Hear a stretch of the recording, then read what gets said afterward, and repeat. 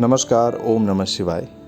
आज का जो केस आपको दिखाने हम जा रहे हैं, ये एक 65 वर्षीय एक्स आर्मी कर्नल का है।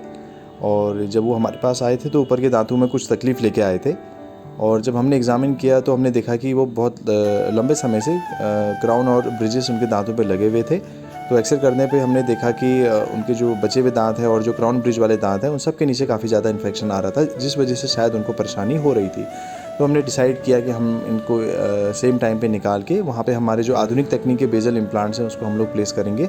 और फिर हम लोग जो और लेटेस्ट टेक्निक इसमें हम लोग ऐड करते हैं वो इंट्राओरल वेल्डिंग है, जिसके माध्यम से सारे इम्प्लांट्स को आपस में जॉइंट कर दिया जाता है और उससे उनकी लोड लेने की क्षमता और भी ज़्यादा बढ़ जाती है। फिर हम लोग एक वैक्स बाइट लेके भेजते हैं, जिससे हमको दांतों की एक अनुमानित हाइट का थोड़ा अंदाज़ा हो जाता है। फिर हम लोग एक पेशेंट का एक पोस्ट ऑफ एक्सरे भी कराते हैं, जिसमें हम देख सकते हैं कि बहुत अच्छे से जो हमारे इम्प्लांट्स हैं वो हड्डी में काफ़ी अच्छे से रुके हुए हैं।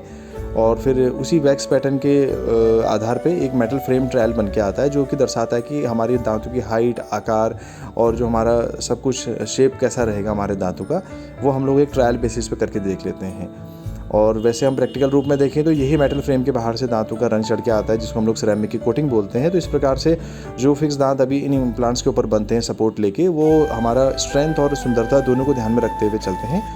और फिर हम लोग 3rd डे पे और 4th डे पे इन दांतों को पॉलिश करके पेशेंट को फिक्स करके पहना देते हैं। तो इस प्रकार से हम लोग बेजल इम्प्लांट की सहायता से इस केस को बहुत अच्छे से और काफ़ी कम समय में, बिना किसी चीरा, बिना किसी टाँके के हम लोग जो है इसको कम समय में इसको करते हैं। और इस प्रकार से केस हमारा बहुत सक्सेसफुल रहा। धन्यवाद।